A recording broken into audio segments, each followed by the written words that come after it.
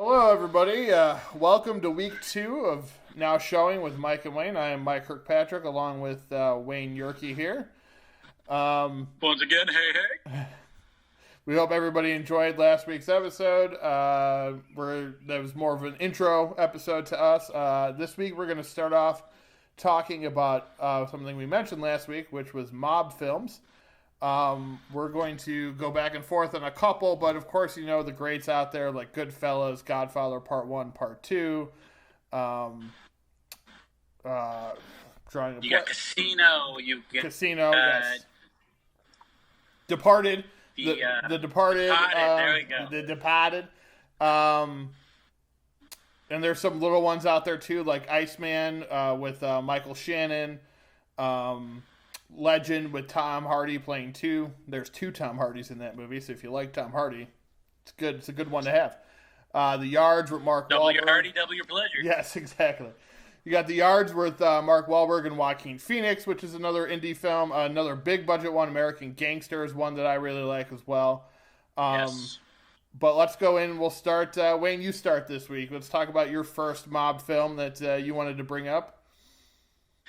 Well, I guess a more accurate description is probably going to be gangster films or organized crime films. Yeah. Because I think we're going to go outside of just the typical, stereotypical Italian, how you doing, yes, mafioso, I know. Yep. La Cosa Nostra, which in and of itself are fantastic. But there's so many other organized crime movies out there that, let's just get down to it. For my first pick, I went with the 2002 film Gangs of New York. Leonardo DiCaprio, Daniel Day-Lewis, Cameron Diaz, John C. Reilly in a serious role, folks. Just to see, what he's famous for and what most of society knows him as, like the goofball comedian. To see him do a character portrayal like this, he did a fantastic job. Well, and spot on with the average accent too. Yeah, and what's fun about him too is like, I know what you're saying. Like the general public, Talladega Nights, Step Brothers really kind of like shot him into this echelon of like characters, like comedic actors and stuff. But if you look at a lot of his earlier stuff, he did a lot of serious work coming up. Absolutely, I think he definitely has an established stage career. I don't have a lot of knowledge about his performance history and whatnot, but I do believe he has a pretty well established stage career. Mm-hmm. Yeah, he did it all. Yeah, he did it all. But Liam Neeson, a cameo as the priest in this movie at the very start and pops up in flashbacks throughout. Where to start with this film? 2002. Directed by the great Martin Scorsese. Obviously, that goes without saying, but we can't leave it out, obviously. Forgive me. Sorry. I was very early into my passion for film. Comedies are great. Oh, I love Adam Sandler movies right now. This is probably one of the first movies that I saw that actually made me stop and think about just what goes into story and production design and the sets and any type of period piece that we have, that doesn't take place in the here and now in the last 10 to 15 years. Mm-hmm. When you really have to study the costumes and the dialect, and Gangs of New York is really one of those that made me stop, think, and go, wow. I'm watching a 3-hour movie that probably took 3 years to complete or more. Correct me if I'm wrong here, but this is probably one of the first real Leonardo DiCaprio roles where people were really thinking he was up for a major acting award. Yes. I mean, that was kind of... That was his first Scorsese film, which, as we know now, he's gone down to do quite 3 or 4 of them. I have to look up the exact number, but he's done quite a few, and he's worked with some of the best directors in Hollywood. But that was, aside from James Cameron and Danny Boyle, that was kind of his big high director moment where it's like, oh my God, Leonardo DiCaprio, the star of a Martin Scorsese film, and just surrounded by Daniel Day-Lewis in that too. I mean, he was obviously he's phenomenal. He's phenomenal in everything. It was kind of like because he had already had the star-making moment with Titanic, this was like the serious actor-making moment where everyone realized that he could actually do other roles than just be the attractive young actor. And I think, while I know this movie is very 50-50, some people really love it, some people don't really care for it. But this one put him on the map of that, Right. gave him that star power that, like, oh my God, he could basically do anything. And he has done anything, and eventually, as we all know, got his Oscar. But this, definitely started him on that path, I believe. Right. Because Titanic was 96, I believe. 96, 97, right Somewhere around in there, yeah. That was his Hollywood maker moment. That was like, this kid's going to be a star. This kid's going to win a lot of awards. Yeah. It's like, that's the kid from Growing Pains. Yes, What's going on? Mm-hmm. And Critters 3, too, as well. Yeah, I know that one of his first, I saw him in an episode of Roseanne as an extra in, like, the late 80s. Yeah. I was just like, wait a minute. I know that kid. Anywho. So, just between 96 and 2002, obviously, I should have done a little more research on this, but trying to think of other big roles that he was in. I think Romeo and Juliet. That was like again. That was another like right movie star role. Yeah, So, he was here. Let me just bring it up real quick, and we can just make sure. But I'm pretty sure. I mean, and he did have in the '90s. He also had Basketball Diaries, Man in the Iron Mask, Marvin's Room, Romeo and Juliet, Quick and the Dead with Sam Raimi. He played Gene Hackman's son in that. Basketball Diaries. So a lot of like just kind of odd roles, and then it was finally when Gangs of New York came out. You follow that with Catch Me If You Can, The Aviator, The Departed, Blood Diamond, Body of Lies, Revolutionary Road, Shutter Island, Inception. I mean, it's just after that, it's right. masterful role after masterful role after that. I mean, he just Absolutely stepped up a level, we could say.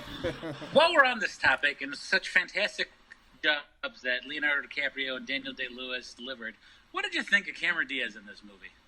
It's been a while since I've seen it. I thought she was okay. She definitely struggles with the accent, and I was just gonna say yes. That is what people remember. Like, she's not. I don't think she's a bad actress. I think she's a good actress. I think this particular role, they needed someone that was good at doing accents. And accents are tough. Right. So they probably should have just cast someone who already had one. It would be my guess, but. Again, like, I don't want to say she's typecasted or anything. I just think she's more suited for comedic roles. Like, she's definitely a leading lady, for sure. It's just, I don't know if this was just too much for her to take on, but it was that a big character role for her wasn't believable for me. Yeah, and it was a big role for her to get, and it stands as probably one of the very few movies that has multiple Academy Award nominations that she's been in. Yeah. So I mean, it worked out in that regard for her. Absolutely. But yeah, I mean, it would have been different with somebody else, but it didn't. For me, it didn't take away from the movie necessarily. It was just a. You're right. Yeah. Agreed. Another thing I want to touch on is just the musical score and just the way it advances the storyline. Just this, I don't even know the instrument. It's like a flute or some kind of a woodwind instrument with a drum beat that just. It sets the tone through like what's happening and what is coming. Sets up the battles and just fantastic job in the whole sound design. A movie that big, you really rely on the sound design and the sound editing, yeah. And there are so many more actors in this movie that I just am failing to touch on. Obviously, we hit on the main actors and the main names per se, but just a fantastic tale about what. I mean, I know it wasn't based on actual fact and storyline, but I think it's something that probably could have happened and whatnot. Yeah, oh yeah, for sure. So, and with my choices too, like the ones I chose for this week, like they were not based on real life. Which I know when we talk about mafia movies or organized crime movies, those are the ones that people tout the most. But I just felt it's always interesting to me to touch on something that.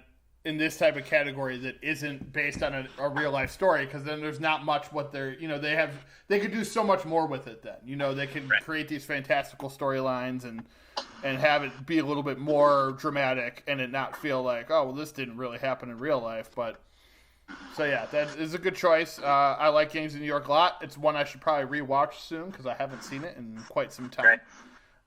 What's funny is you touch about it in real life. I think the rest of the films that I'm going to touch on all have some semblance of real life or some kind of character story. So yes. That's a great point that you make there about being limited. Yes.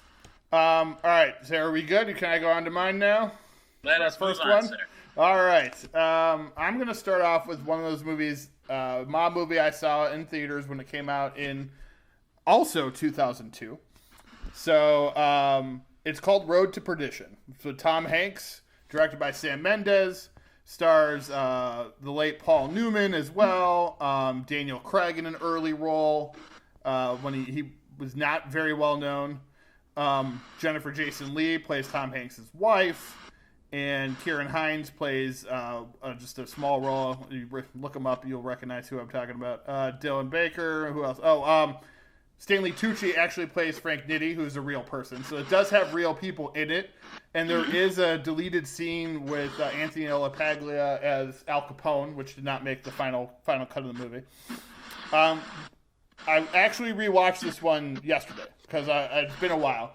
So I wanted to kind of refresh myself with it. It's a revenge story for anyone not familiar with it. Tom Hanks is a hitman, a heavy, whatever you want to call him. He's the right hand of Paul Newman's character, and he's the trusted. And they kill his son witnesses them kill somebody, and they then the son Daniel Craig wants to show that he can handle his business, and he was the one stealing money from the mob in the first place.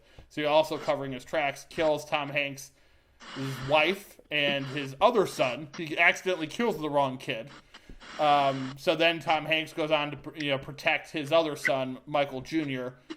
And it's just this great revenge tale. He he does the right thing. He goes and asks people for hey, just let me do this and everything will be good. I'll come work for you and Capone. They niche that idea because they make so much money off of Paul Newman's character. It's beautifully shot. The music is fantastic in it. It looks beautiful. It's just one of those movies I think didn't get a lot of respect back then. Critically, it was very well received, but Oscar-wise, it didn't really get any nominations or anything.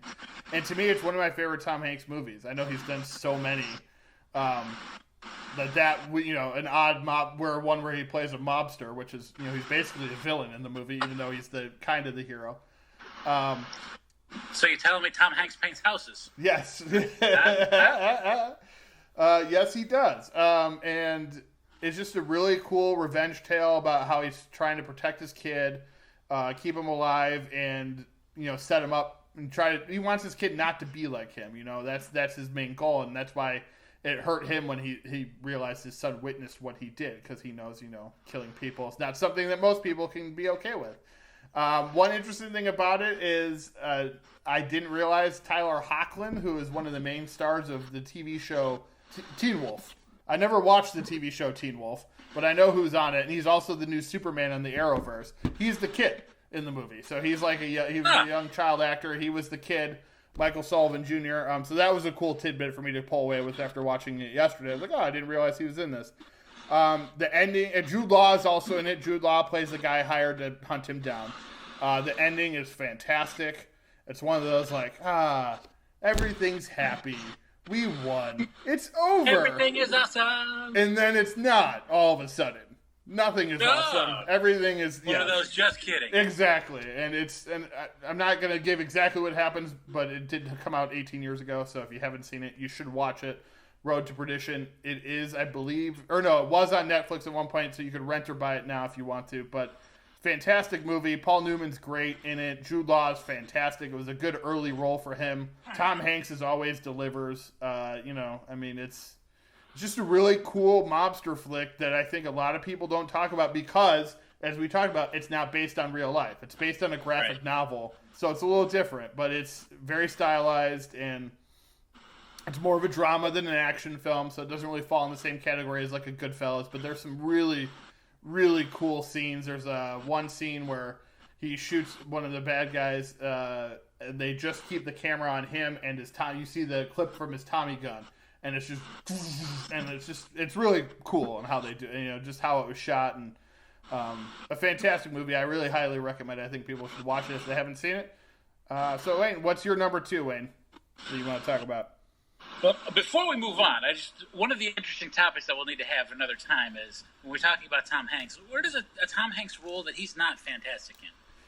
He's another one of those guys that I can't think of one Whether you like the movies or not, sometimes, he's usually really... I can think of one movie I didn't care for that he was in. That he was acted in that it was bad, or... See, I can't say his acting was bad. The movie was just bad. He directed it, so... Which, now I'm curious, sir. What film is that? A little off topic here, but it was Larry Crown with him and Julia Roberts. Oh, come on. I didn't care for it, man. I didn't care for it. It's so believable. I'm sure he's good in it. I'm sure, again, like you said, he's one of those actors that's hard. You'll be hard pressed to find a bad performance. It's got a scooter gang in there, sir. How dare you? I apparently will have to have a podcast on the differences of why you like Larry Crown and why I don't, because that sounds like an interesting topic there. Indeed. All right, so moving on to my second pick is going to be the 2009 film Public Enemies. Christian Bale.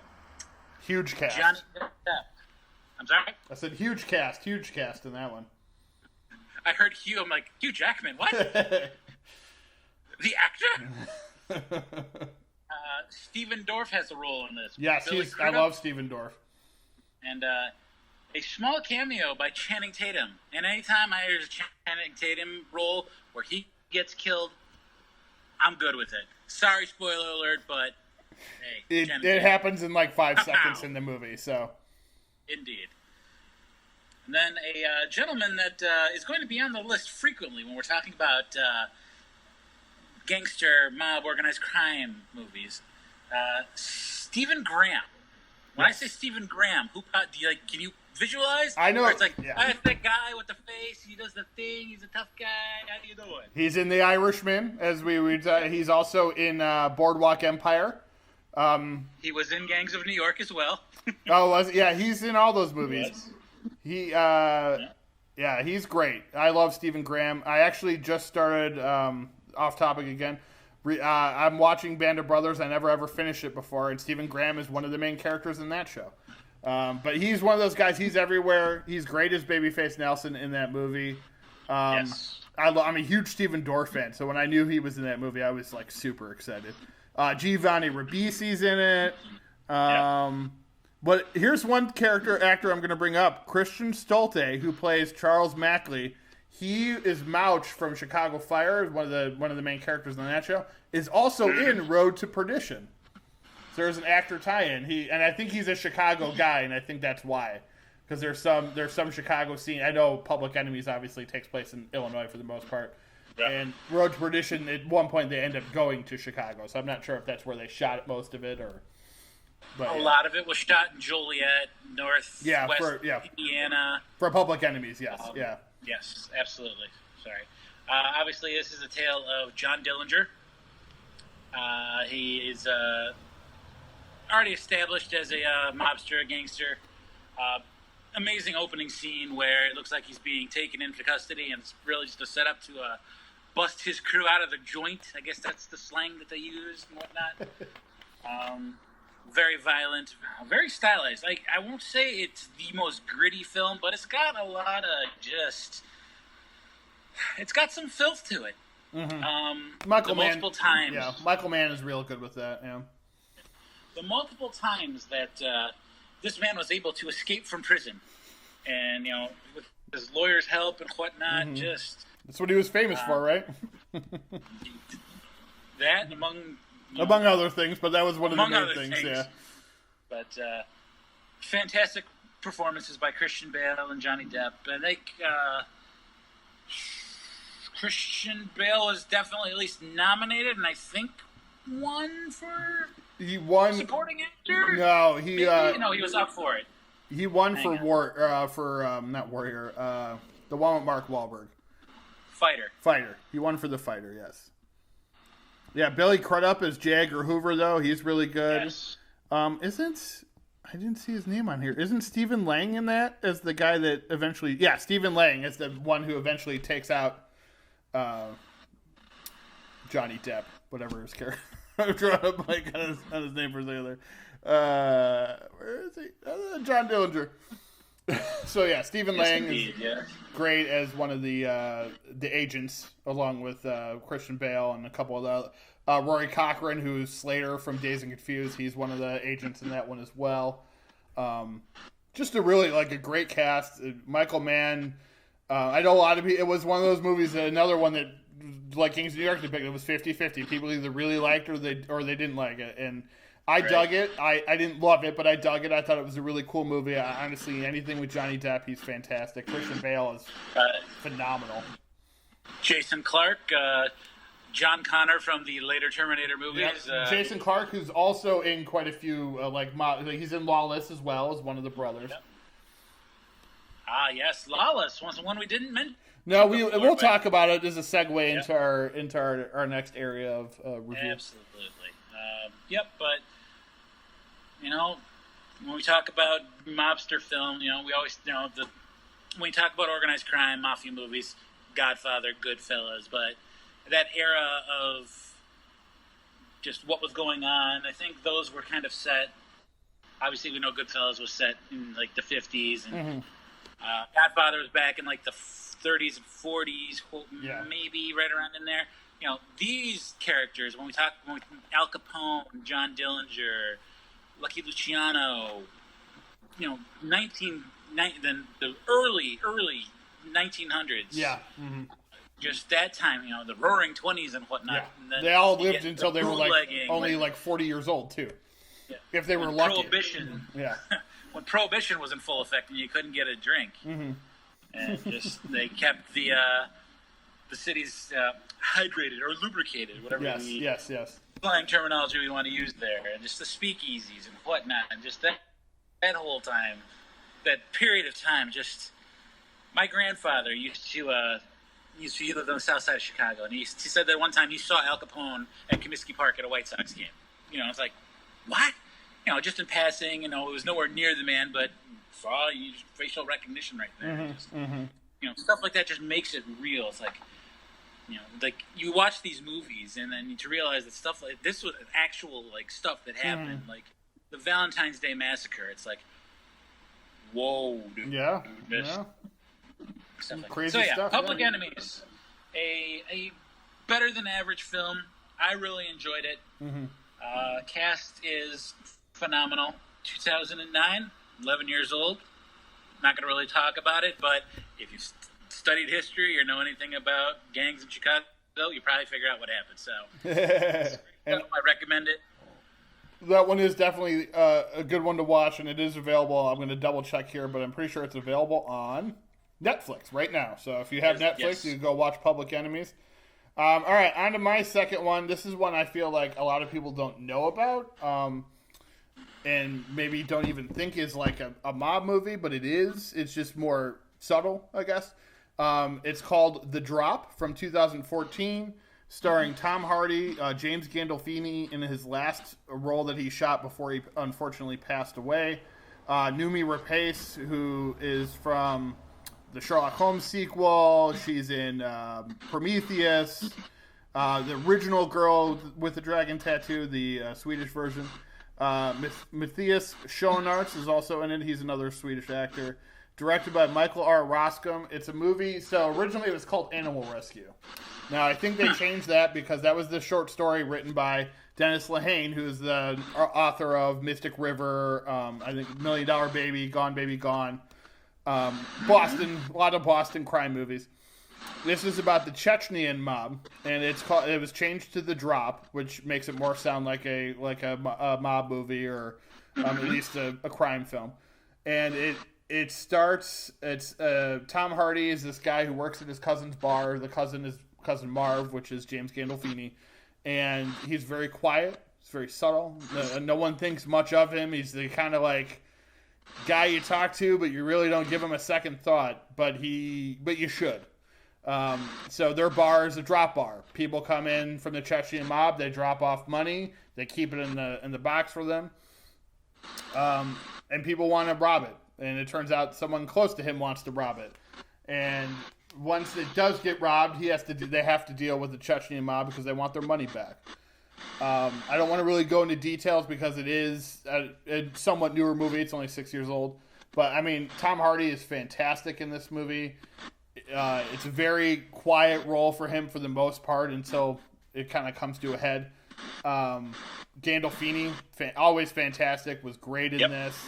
Noomi Rapace is also really good. She plays a woman who is kind of getting out of an abusive relationship.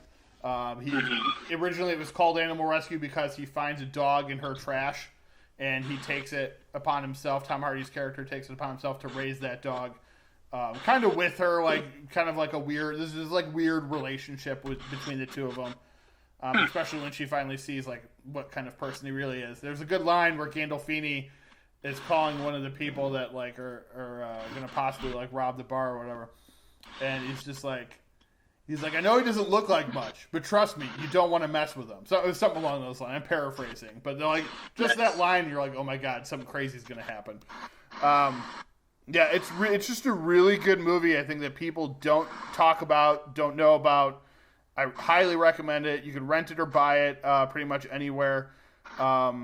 It's just phenomenal performances all the way around. Great script. It looks great.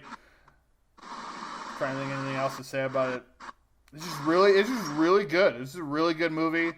Like I said, people slept on it, and I think it's something that needs to be talked about more because Tom Hardy is phenomenal, and he's one of those actors, kind of like Leonardo, like we were talking about earlier. Like you can almost pinpoint to the part where he just blew up, and it's from that point on, it's going to be that way.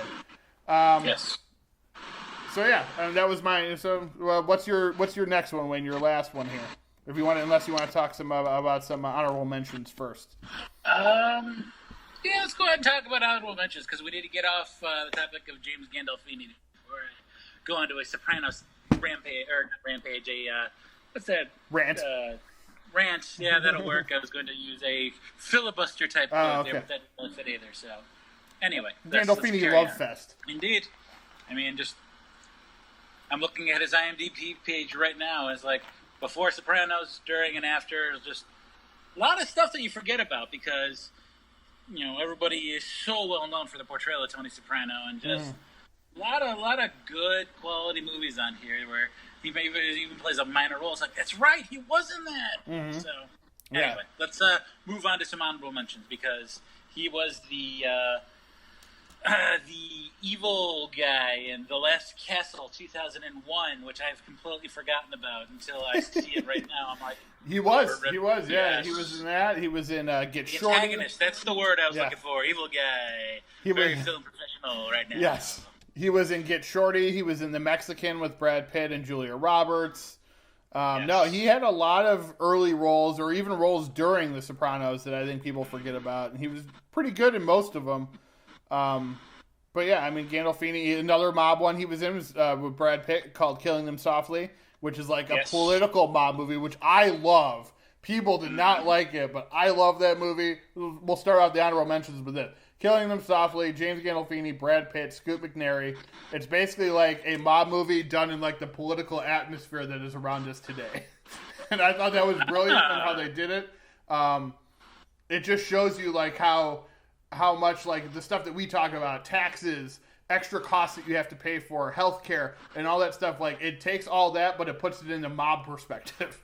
So like these guys need this money because they have to live, they have to survive.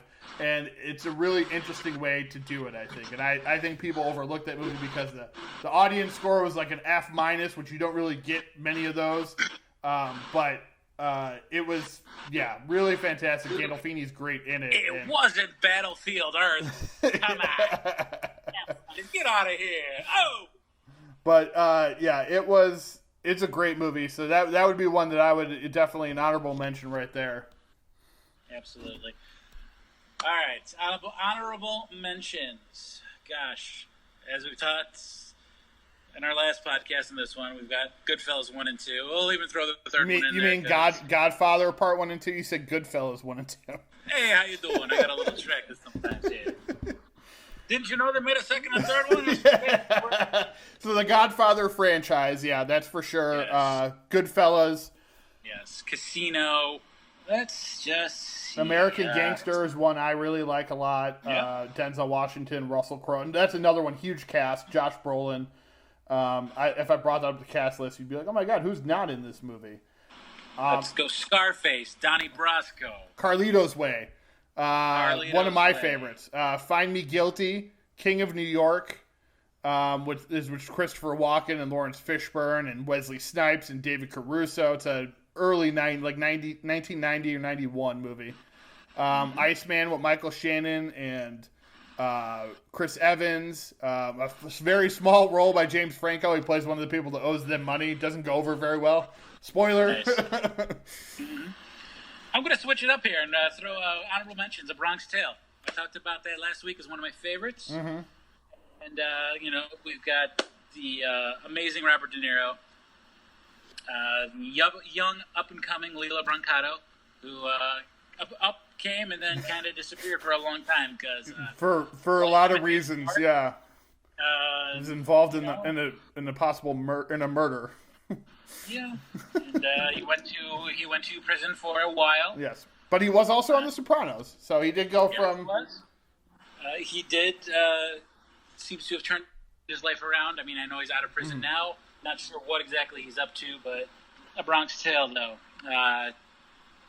Chaz Palminteri wrote. This was originally a play. I think it was a one-man play where he portrayed. He played all the roles. Yeah. Mm-hmm. Yes. Very, very interesting. I touched on this last week with the soundtrack and whatnot. Great movie. Yes. So that was initially going to be my number 3, but just going off the cuff, I'm switching it up. You never know where I'm going now. So what other honorable mentions do we have? There's one more I'd like to mention, and it's or two more actually. Legend with that I talked about, 2 Tom Hardys. He plays the Cray brothers. They were twins in London. They were ruthless. You didn't want to mess with them back in I think it was the 60s or 70s. I don't remember exactly the time frame. It's a pretty good movie. It's not great, but it's pretty good. It's on Netflix right now. Again, 2 Tom Hardys for the price of 1. Fantastic. Yes. He's great in it. My other one is another one that I think you, me, and Vinny have talked about it before. Find Me Guilty with Vin Diesel, where he plays a true story. He plays a mobster who ends up going to rat on the other mobsters, but he's such a likable guy that everybody likes him, no matter that he's ratting on everybody. It's such a weird movie. Sidney Lumet directed it. I saw it in theaters. One of my favorite things about when I saw it, my buddy said, "Can I get 2 tickets for the Vin Diesel movie with hair, please?"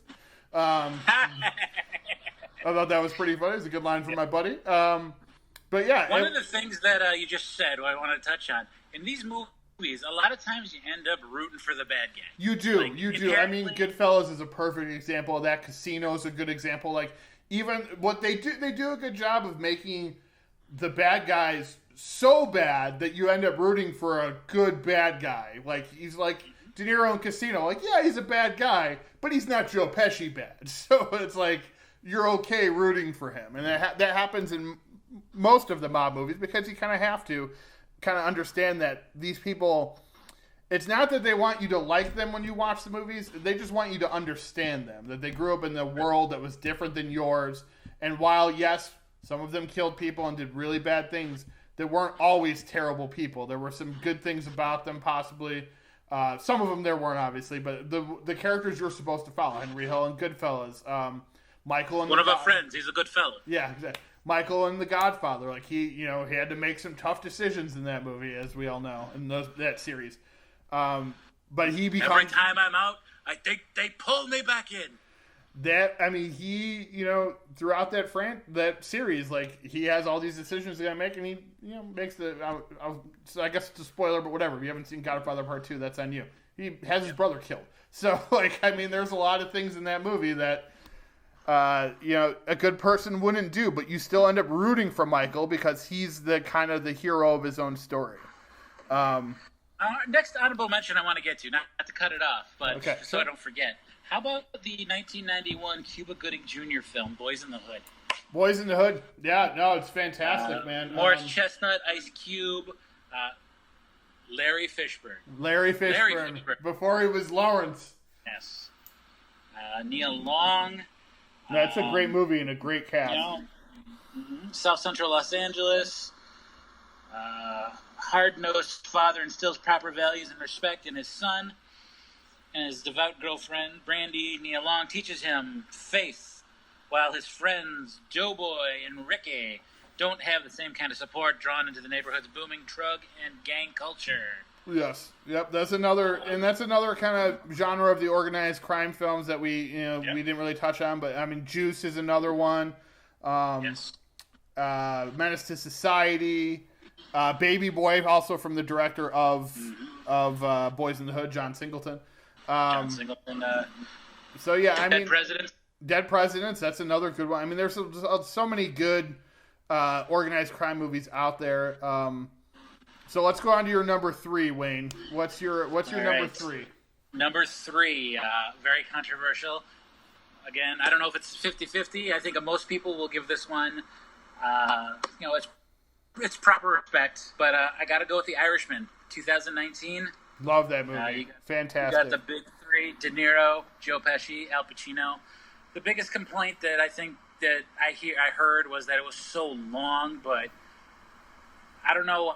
Like, there were no slow points in this story for me. I was intrigued. I was riveted the whole time. I know we've discussed this movie before and at length. The biggest thing that is hard to follow or just believe is that when they have Robert De Niro acting like a young man when yes, to the gentleman in his 80s, and while physically he looks believable, his movements and like when he's fighting and whatnot looks like an old man. So he does, and there were ways they could have shot around that, which that's more of a creative choice. They could have, because one of the big scenes that people talk about is when he's beating the guy in the street, and it's a wide shot, and it looks like a almost 80-year-old Robert De Niro kicking somebody. Obviously, if you zoomed in, if you had a close up on his face, maybe you don't see him looking like an old dude trying to kick another old dude on the ground. But that's just what it looked like. Why didn't they just splice in the scene from Goodfellas where they're stomping Billy Bats to death? That's true. A lot of that stuff did not bother me. I thought for the most part, the CG work was fantastic.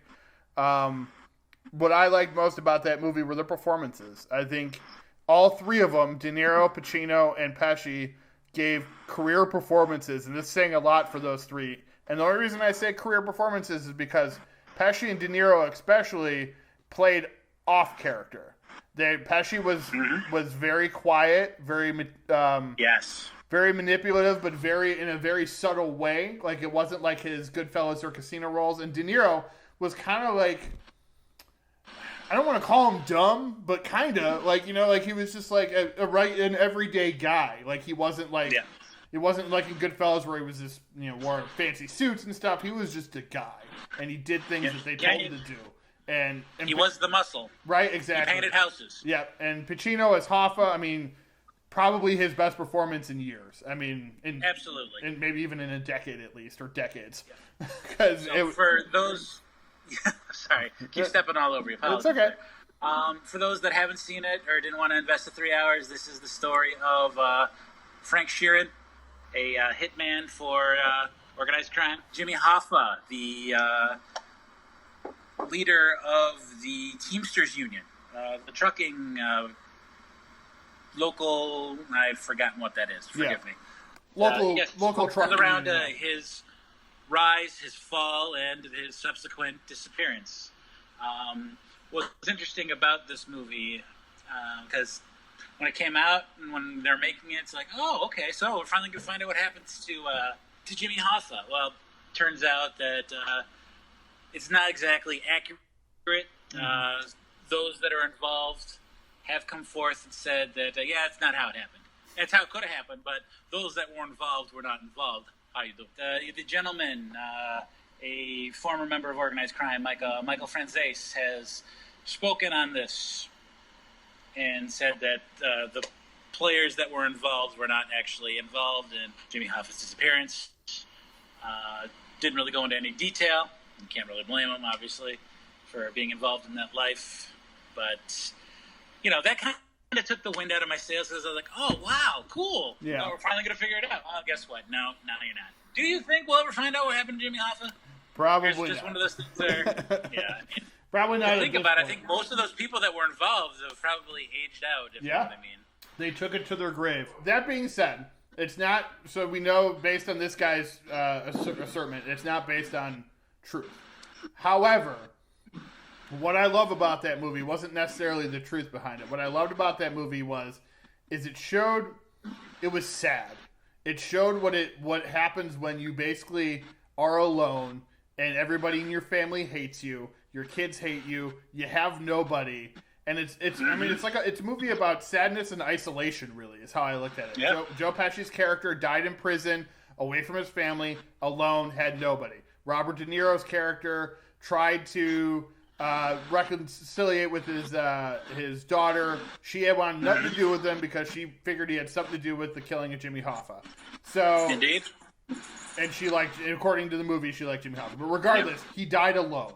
Like, you know what so... Like, that's what I thought this movie was about. It didn't romanticize the life. It showed how isolating and how depressing that life had been for these gentlemen. And how it probably was for most mobsters. I mean, Capone dying in prison of syphilis. I mean, that wasn't a happy time, you know? So I liked how it touched on that, and more so of, like, with something like Goodfellas and Casino, like, yes, it shows you that obviously you do bad things are going to happen to you. But there's still, like, the guy that survives in the end, and you're still, it's not happy, but it's happy-ish. It's in a more, this was not happy. This was like, don't do this because your life's going to suck when you get older and no one's going to love you. And you're just like, holy crap. It was just such a downer, lot worse than egg noodles and ketchup. Yeah. Exactly. And it is long. I think if people treat it like a TV show, watch it in increments, that'll make it smooth, go by faster, which is funny because I just watched a 3-hour TV show in 6 parts yesterday. So, like, you could do it. You could watch a 3.5-hour movie. Maybe it's when they pause it, they don't like seeing how much time they have left on it. I don't know. But it's a great movie, great flick. Scorsese still on top of his game, I think. Indeed. And I think this is his mobster swan song. I don't think he's going to do another one probably before, unfortunately, his end of time comes. This was, if so, this was a great one to end on. Absolutely. So, yeah. So, anything else you want to say about it, Wayne? I feel that Anna Paquin's performance was riveting and groundbreaking. I believe she had 2 lines in the whole movie. She had 2 lines. There was some criticism of that because she's one of the main female characters and she doesn't say a lot. What I'll say about that performance is I get what people are saying. However, I do agree that I think she put together a powerful performance with very little words. And I think her eyes basically were her performance in that movie. You could see the disappointment in her eyes towards her father. The disdain, I hate you. Exactly. I know. That when he goes to see her was at a bank she works at, and he goes to see her, and just the look she gives him is like, I gotta go take my break.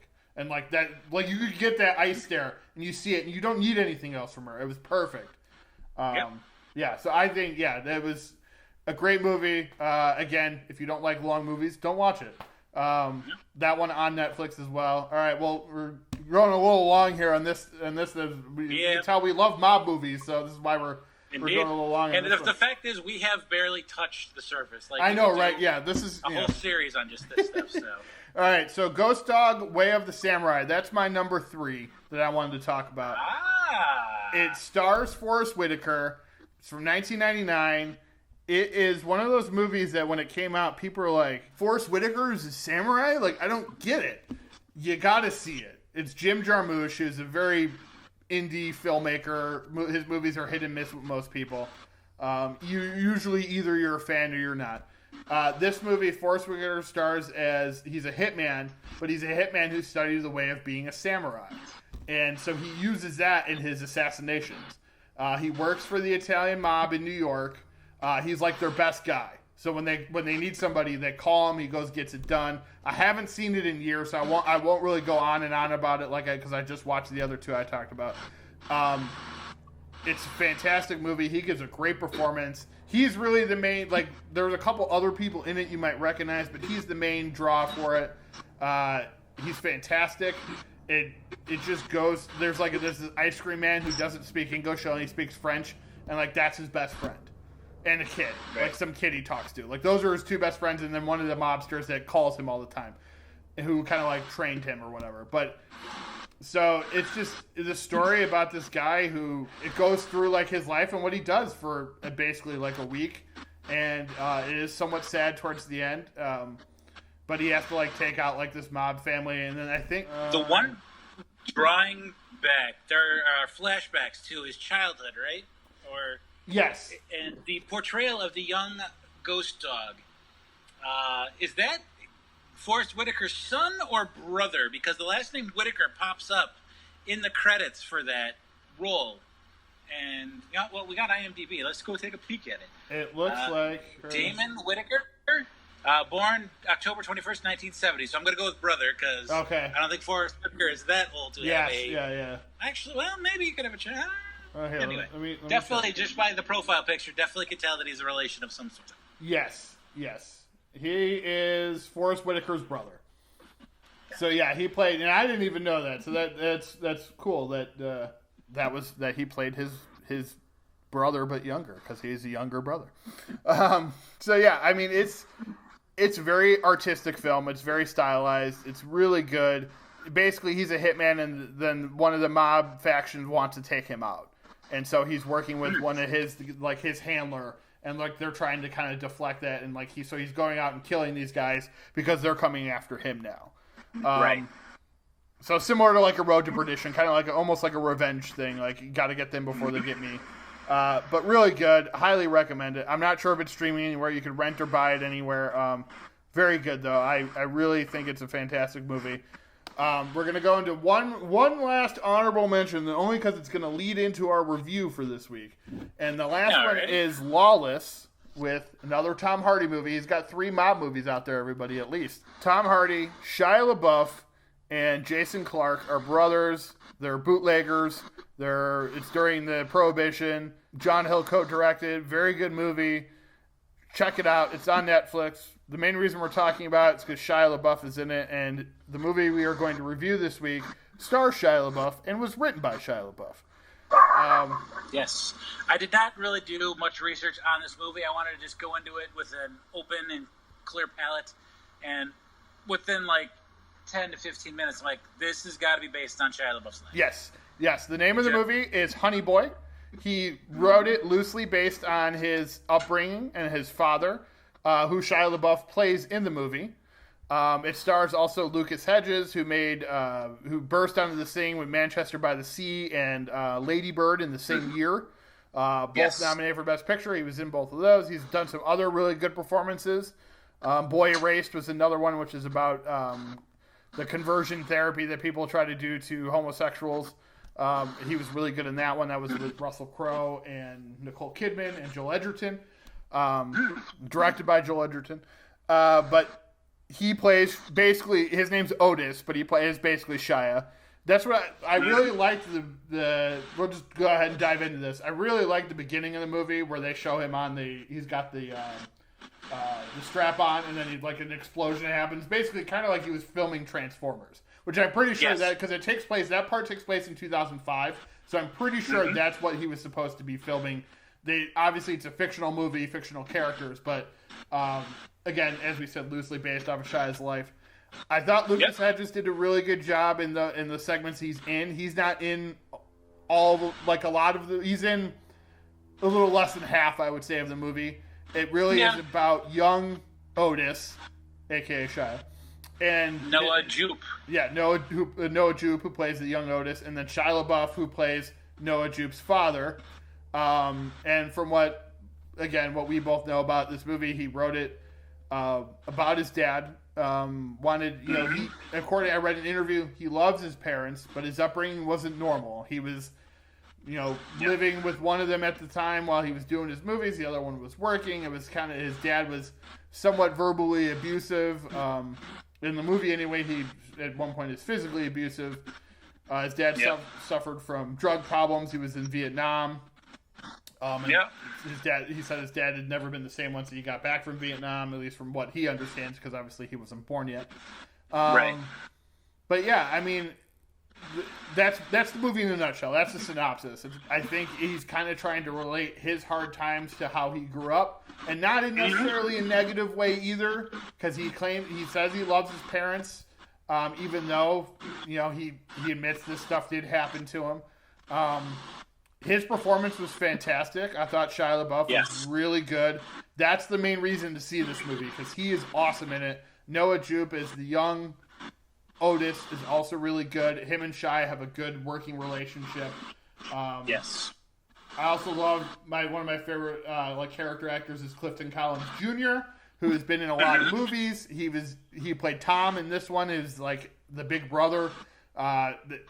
Even though Otis has a dad who takes care of him, his mom enrolled him in the Big Brother program because his dad is not always there. So.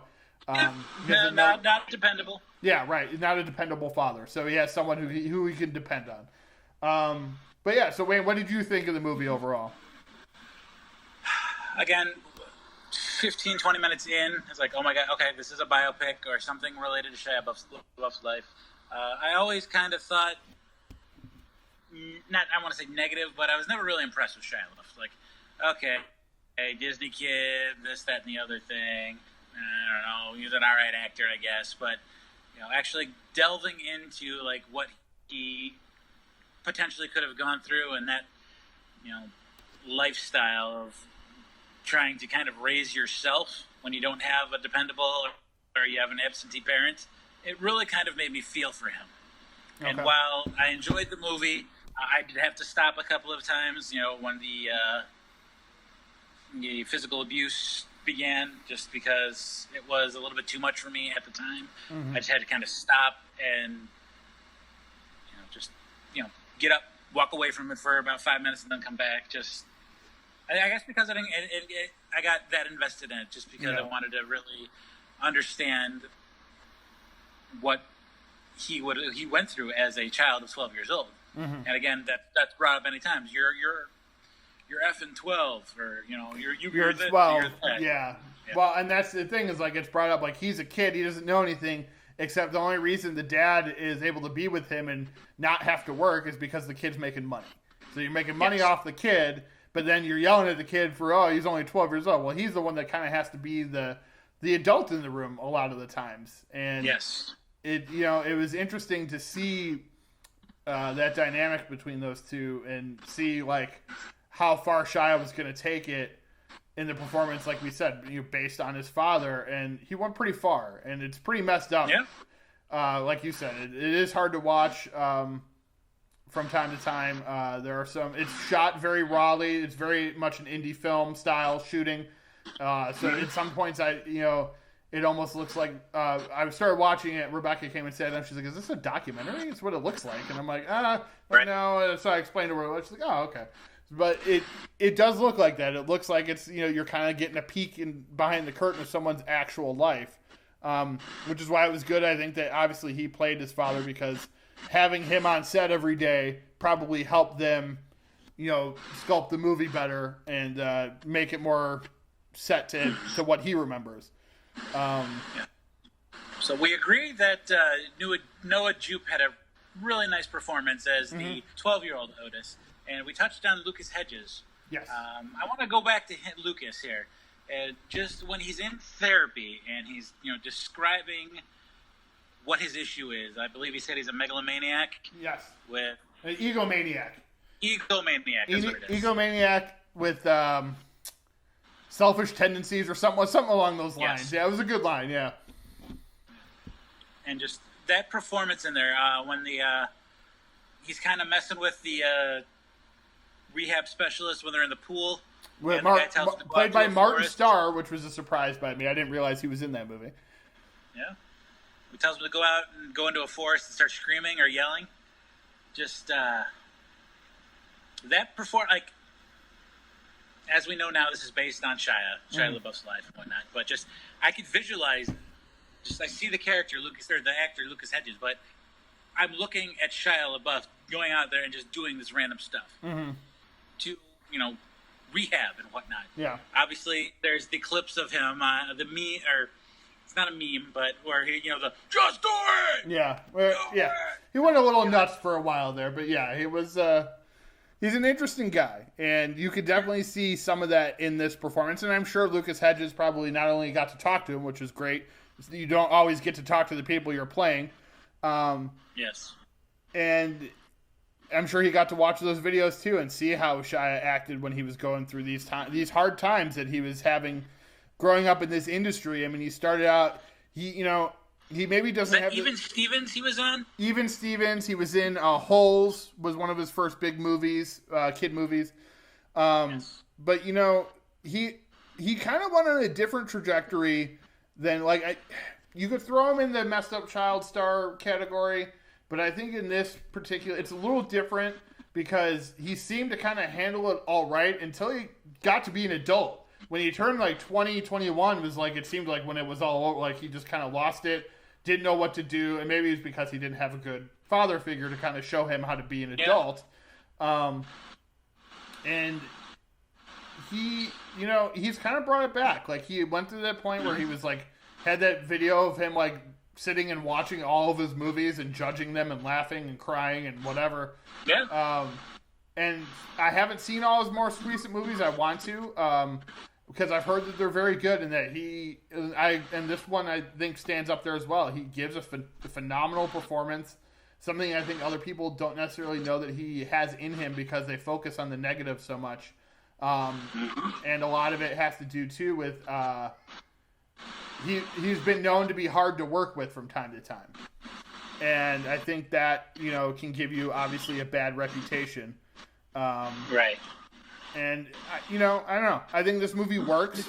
I think we also need to mention the director because it wasn't him. At first, when I was thinking about it, I forgot that he did direct it. It's Alma Harrell. She's a director, has done some other indie films or whatever. But she, I thought, did a really good job.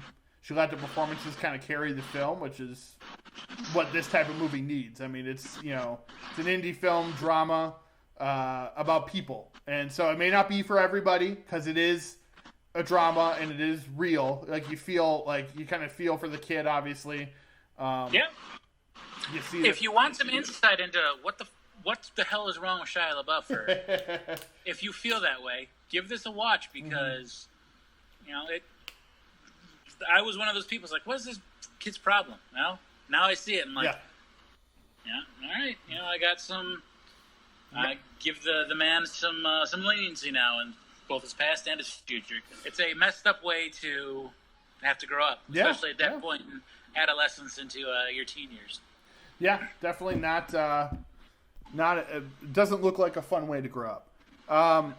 So, I mean, if anyone wants to watch Honey Boy, it's an Amazon original. It's on Amazon Prime if you have Amazon. I believe you could rent or buy it if you don't. Digitally. I don't think there's a Blu-ray or anything, but it's really good. Shia, like we said, fantastic performance. Very well written by him and very well directed. The other performances are great as well. Anything else you want to say about it, Wayne? I mean, you pretty much covered, I think, most of it. It was better than I expected it to be. Yeah. And not that I was going into it thinking it was going to be bad. It's just I learned a lot about somebody that I didn't know a lot about before. Yeah. And I have a lot of respect for him. Yeah, definitely, for sure. Just to see, it's always nice to see where people come from and kind of why they are what they are. And I think he's doing a good job lately of kind of trying to get his acting back on track. Yep. And, it's definitely good. All right, so let's move on to talk about stuff that we're watching right now. So I wrote some stuff down because I didn't write it down last time. And I'm going to actually start with the movies that I watched because there's some that are not. This was a week of, not the best movies. I started watching some that were, horror films that I hadn't seen. So I watched The Darkness with Kevin Bacon and Radha Mitchell. It's like a kid steals some rocks from a sacred place and then ghosts come movie. It was really hated by everybody that saw it when it came out in 2016. It wasn't that bad, but it's also not good. So you could skip that one. One that I did like that I avoided because I didn't think it was going to be good was Dark Skies, starring Kerry Russell. And, I've just never been, like, her biggest fan, I guess. I don't really know why. So I avoided it when it came out in 2013. But I watched it. It was really good. It's a sci-fi movie, sci-fi horror about, like, these things start happening and they don't know what's going on. And I think that it's good. It's a good movie. It's solid. It's on Netflix right now, so is The Darkness if anyone wants to watch it. Sinister 2. I watched Sinister before. Heard the sequel sucked. Didn't watch it. Watched the second one. Not bad. It's okay. It has James Ransone, who's one of the main characters from the first movie, returns, and Shannon Sossamon, who I haven't seen in a movie in a while. She's from like Rules of Attraction, Knight's Tale. She was really good in it. It's a decent flick. Nothing great. Another horror movie. I know you don't like horror movies, so all these are going over your head. Not gonna watch. Ice Cream Man. Now I want to talk about this movie. I watched Ice Cream Man. Roy Pridgeon? Cones up! I watched Ice Cream Man. It's a movie from 1995 with the great Clint Howard as a ice cream... National treasure. National treasure. National treasure. As an ice cream man who's a bit crazy and kills people and puts them in his ice cream and then sells it to kids. It Delicious. is a total B movie from the 90s. Apparently it was a limited theatrical release, which is still like hard to believe. But it's pretty great in a bad, it's a bad B movie, but it's a lot of fun. He is great in that movie. It has some other actors in it too. David McNaughton from American Werewolf in London. It has Olivia Hussey from the original Romeo and Juliet movie in 1968, I believe. It's just some weird like actors like pop up. You're like, why are they in this movie? But whatever, it works. Yep. So yeah. Favorite Clint Howard movie? Go. Ice Cream Man? Anything? Apollo 13. Basically, your favorite Clint Howard movie. Your favorite Clint Howard movie could be your favorite Ron Howard movie because he's in every single one. The Race, Charlie Sheen. Oh yes, yep. That's not really well known, but fantastic. Yeah, he's great in that one too. There's another horror one I haven't seen that I want to see called like, it's like evil. Something like he conjures up some evil spirit and starts having to kill people for him. I'm like, I need to research Clint Howard's catalog. Here's another bad one I watched. Voice of the Stone, Emilia Clarke. We love Emilia Clarke from Game of Thrones, obviously. This movie was not good. It's very boring. It's boring. It's a horror film, but not really, because it's really not a horror film until the last, 5 minutes of the movie, and you're like, oh. And then, she gets... Terminator Genesis? Yeah. We'll talk about that another day. It's not good. It's on Amazon and Shudder. Don't watch it. Ice Cream Man also on Amazon. Do watch it because it's Ice Cream Man, and you'll thank me. And the last movie I'll talk about is The Pistol Shrimps. It's a documentary. The main person in it is Aubrey Plaza, who I love. She's fantastic in all that she does. She is on a women's basketball team, a rec league, that turned into this. It started out as a 6-team league that she basically helped get started. It's now 24, 26 teams. It's a documentary that they're the worst team in the league, but then all of a sudden one year they won almost every. I think they lost one game. They won almost every game. She blew her knee out playing for her sister's team in that same league. For her boyfriend so they weren't happy about that too. They'd go into it, but it's a really lighthearted, fun documentary just about a bunch of funny women who decided that they wanted to play basketball. Most of them didn't know how to play basketball, but they said, "Hey, why not? I don't do anything else." And for fun, so they just went. They started this rec basketball league. Most of them are comedians. There's a musician in there. It's just a lot. It was a really fun watch on Amazon Prime. If you've seen her on Jimmy Fallon, and I think even on Kimmel too, she talks about being in that basketball league, and that's how it kind of got. I think that's how the documentary got around to being made. Coached by the great Jackie Moon. Yeah, one could hope. There are two guys that do coach it. They take it seriously, which is good. They take it very seriously, and so do the girls, which is why they had such a good season this last. Well, it's based on. Okay, real quick, let me touch on the TV shows that I've been watching because I don't have enough stuff that I'm watching. I just started like 3 TV shows this week. Just started today before this podcast. Warrior Nun on Netflix. Like the first episode a lot. It's very much like the next movie next series I started watching again recently, Buffy the Vampire Slayer. I've never finished that, so I started watching that as well again. Warrior Nun, similar kind of in tone. It's a group of like 4 or 5 girls that are like superheroes basically, and they're like there to protect the church from, think of like something like Constantine, but with 4 or 5 girls instead of just one dude. It's a lot of fun after the first episode and a half. I just hit Netflix on Friday. If you have Netflix, check it out. Buffy the Vampire Slayer is on Hulu. It's an older show. Yeah, if you're into that kind of stuff, watch it. It's fun. Kingdom is a show that just hit Netflix recently.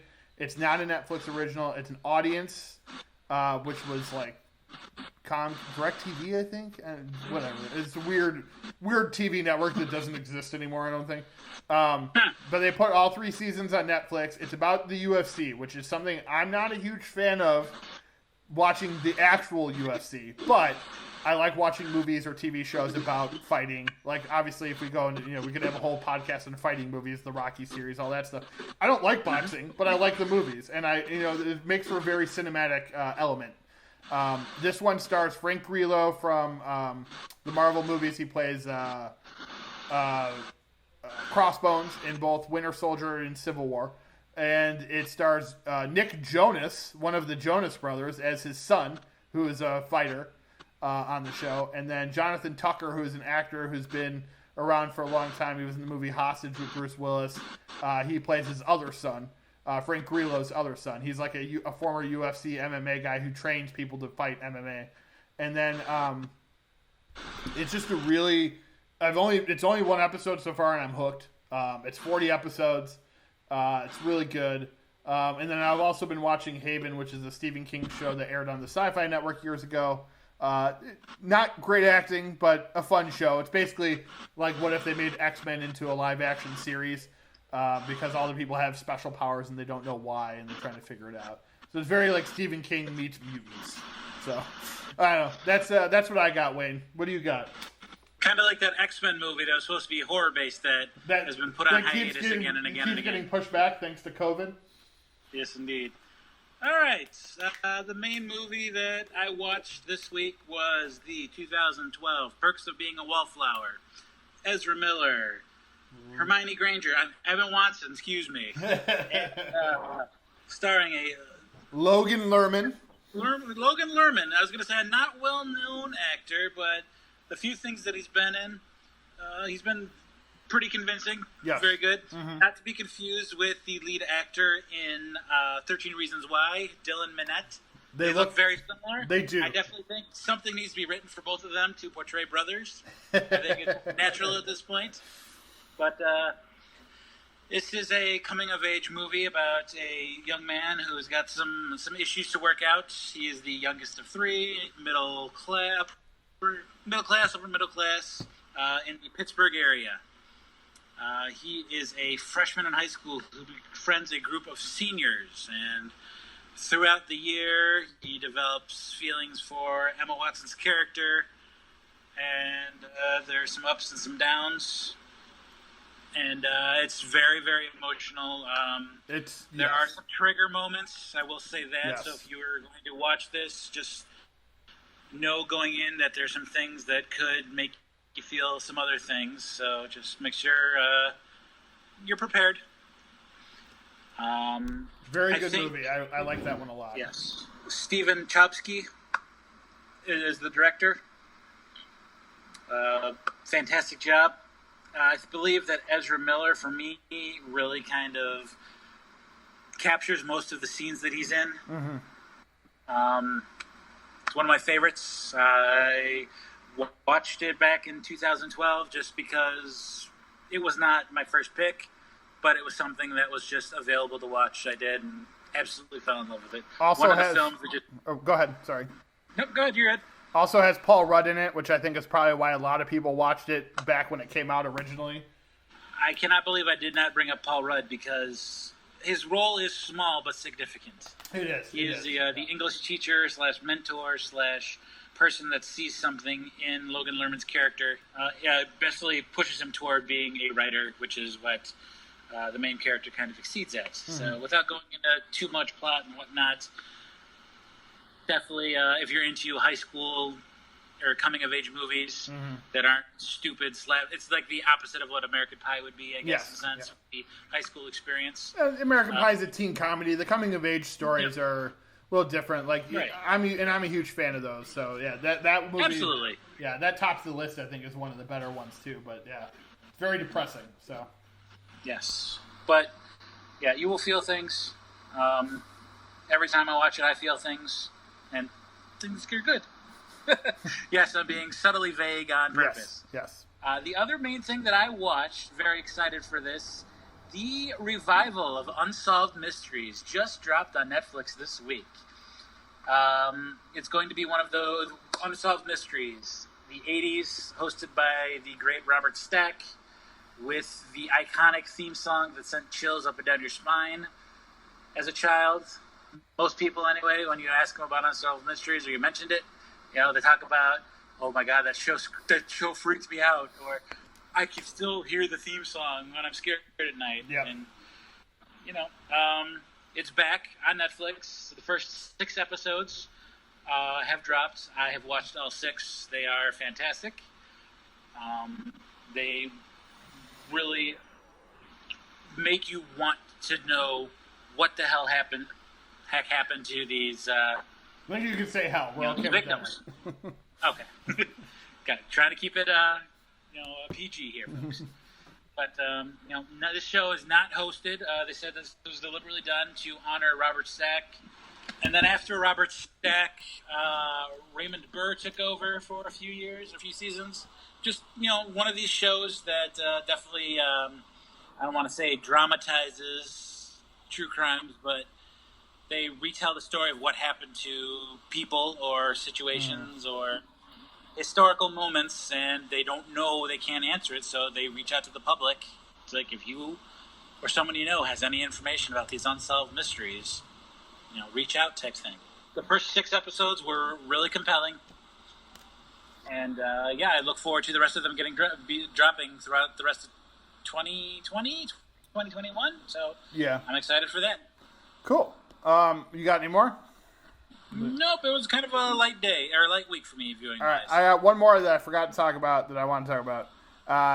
Last night I watched Ju-On Origins, all 6 episodes, half-hour long. It's a series based on the Grudge movies. The Ju-On was the original name for it in Japan. And as I talked last week, I'm not a huge fan of the Grudge movies. I really like this series a lot. It goes by real quick. It's scary. It's creepy. There's some good gore in it. Not super gory, but there's some good gore moments in it.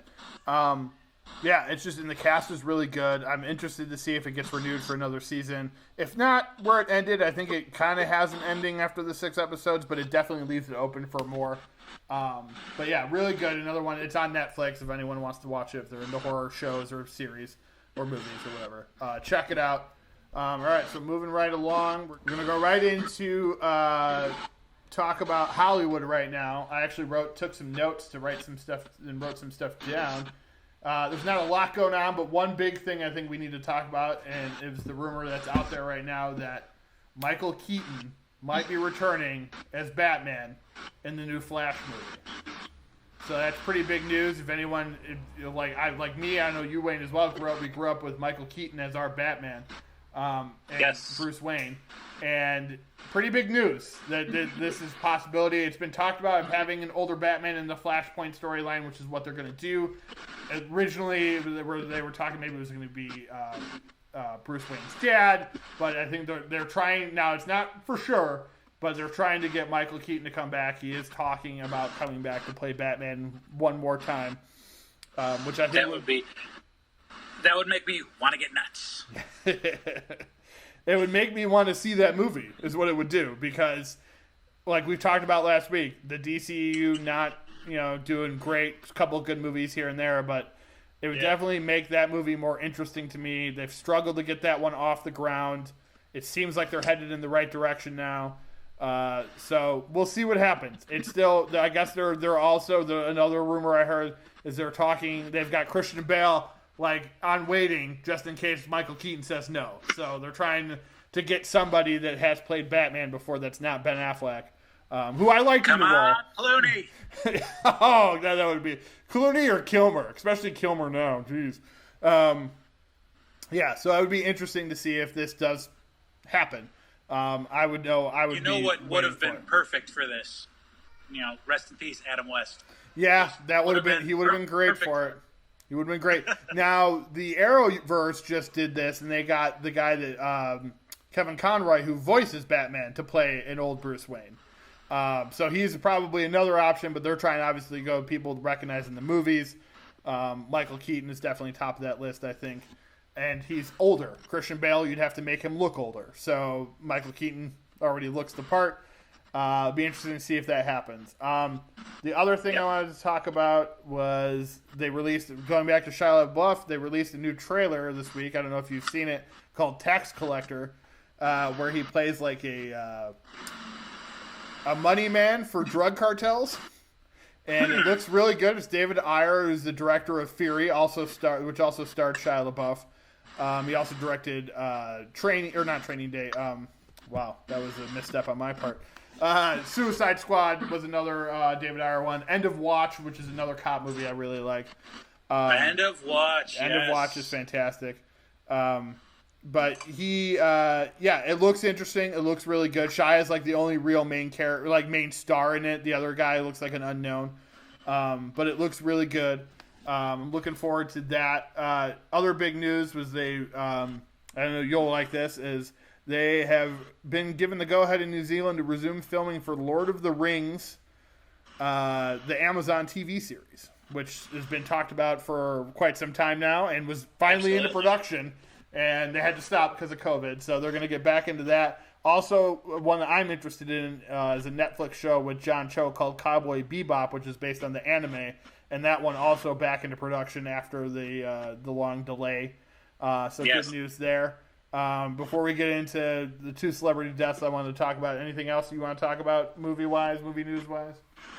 No, not really. You hit the nail on the head with all the important stuff, I believe. And there's limited movie news right now, obviously, because nothing's coming out. There's really not much to talk about because nobody's working right now. But so this week I'll talk first about the lesser-known star. Danny Hicks of Evil Dead 2 was also in some other Sam Raimi, Bruce Campbell-produced horror films. I believe he was actually in Spider-Man, or he was in Darkman. He passed away from cancer, sad. He just announced a couple months ago that he had stage 4 cancer. So rest in peace, Danny Hicks. But the bigger star that passed away, and he was older, and not as surprising, but still a big loss. Carl Reiner. Carl Reiner, yes. Yep, the best friend and co-creator of a lot of Mel Brooks comedy stuff back in the day. Created the Dick Van Dyke Show that he created, I believe. So, I mean, he, a powerhouse in the industry. His son obviously became a powerhouse as well, Rob Reiner. So sad to lose Carl Reiner, but he lived 98 years. He lived a long life. He did a lot of stuff, a lot of great work. So he will be missed. And that's pretty much all I got for Hollywood news, unless there's anything else you want to talk about, Wayne. No, I mean, we're just touching on Carl Reiner. I mean, obviously, my favorite roles were obviously Saul in the Ocean's movies. Yes. That's imagine more what we know him for, yeah. So we are going to go on to. I got a couple things I'm looking forward to. This is one we'll talk about together for sure, because I know you'll be excited. The Boys, Season 2. Yes. Coming to Amazon, September 4th. Be ready. Some new cast members. Looks like a lot of fun so far. All we've gotten is like a little teaser. But I'm really excited about this show. I really like this show. Carl Urban is fantastic. The rest of the cast is great too. But yeah, I'm just trying to figure out how I'm going to be able to squeeze in a rewatch of season 1 before it drops. I know. It's hard. But that one we definitely got the time. But still, there's so much else that's out there. Yeah. Oh yeah. That's just it. You got to if you're going to rewatch something, you got to sacrifice new stuff. So I'm with you on that one. Another is a Netflix movie coming out July 10th with Charlize Theron, who I love, It's called The Old Guard. I've talked about before about how like Netflix has become the hub for the new action movie, and it really has. Yes. And this one will be added to that list. Whether it's good or not, that'll be up to the viewer. But I'm excited for it. I like Charlize. It's a gang of like 100-year-old assassins or something, I think, and they find like a new one that they need to like have like a kind of a Neo type situation where they need the one. Interesting. Yeah. One of the things that I am excited about, announced, I would say a couple weeks ago now, Cobra Kai has been purchased by Netflix. Yes. The YouTube originals, or YouTube Red. Yes. First 2 seasons aired there, starring the original cast of The Karate Kid. I'm very excited about that. I can't believe I forgot to mention that because I haven't actually. Yep. I've only seen like 2 episodes, so I don't have YouTube. I haven't, and I missed it when it was free for like a week or whatever.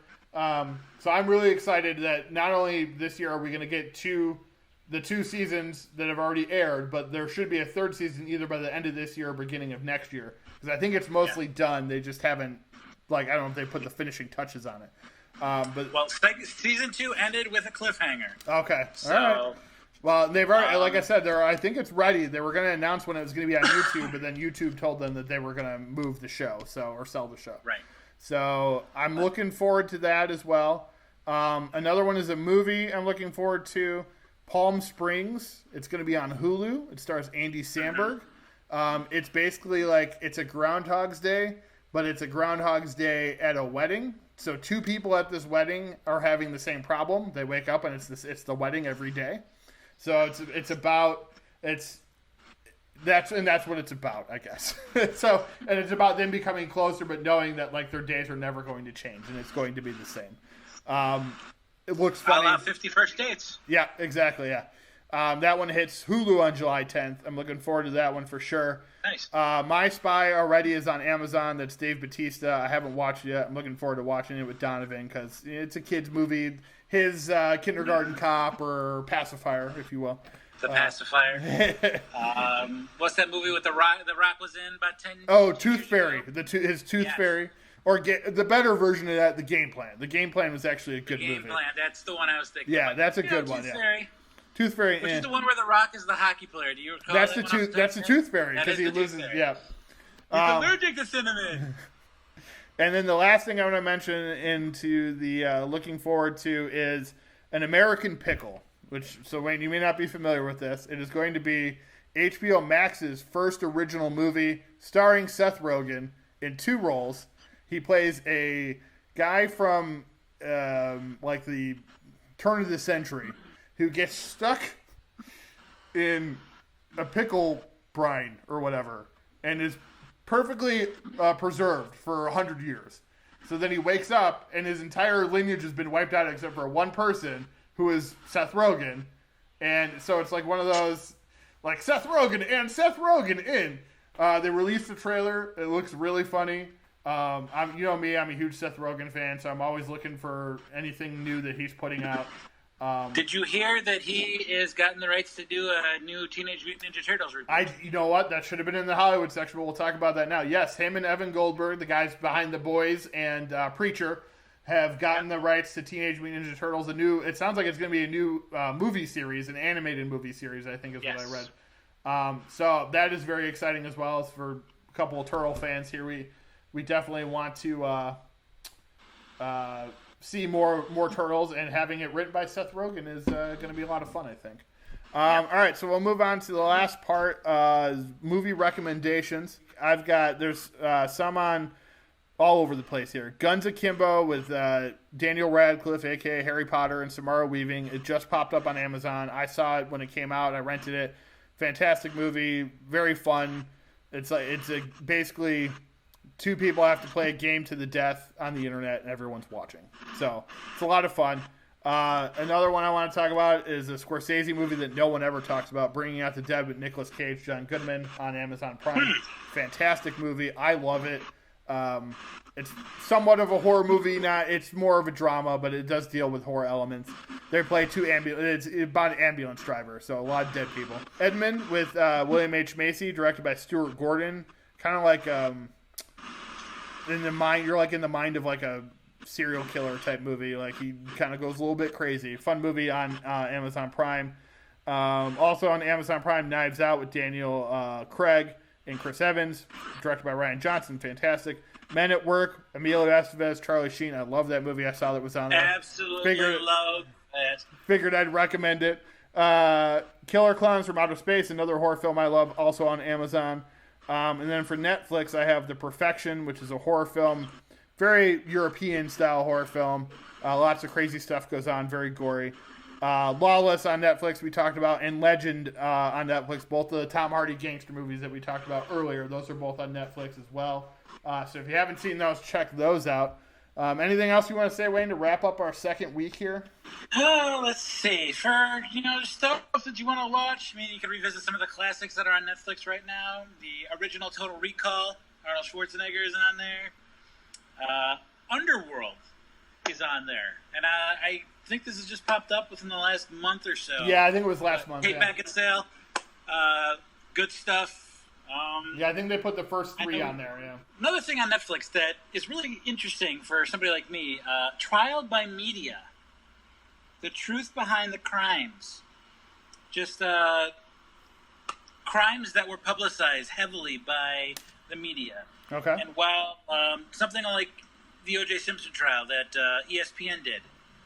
Yeah. The People versus O.J. Simpson, I think it was also on what used to be Spike. I think it's Paramount Network now. Yeah. Big trials, stuff like this. And the one that this is broken down into different episodes and whatnot. And the one that really intrigued me the most was on former Illinois Governor Rod Blagojevich was featured on the last episode of this with our Illinois suburban Chicago ties. This was interesting for me. Yeah, for sure. Definitely something to kind of check out if you want a documentary style show to burn through. Okay. Once you get done with Unsolved Mysteries, of course. yes. Which I have started Unsolved Mysteries. I just haven't finished it yet. But it's very good so far. Yeah, but other than that, if anybody has anything to say, comments or critiques, as always, you are more than welcome to get them to us. If we're doing great, let us know. If we are not doing good, if you can keep it positive critique, please feel free to let us know. Yes, exactly. Anything nice to say to us, let us know. We always like to be complimented, and who doesn't? Yes. So this has been Reviews fun. have been mostly positive. I haven't heard anything negative yet. So the few dozen people that have downloaded and listened to the first episode, we thank you very much. Mm-hmm. We hope you find this episode as intriguing or helps you pass the time in whatever way you needed to pass the time.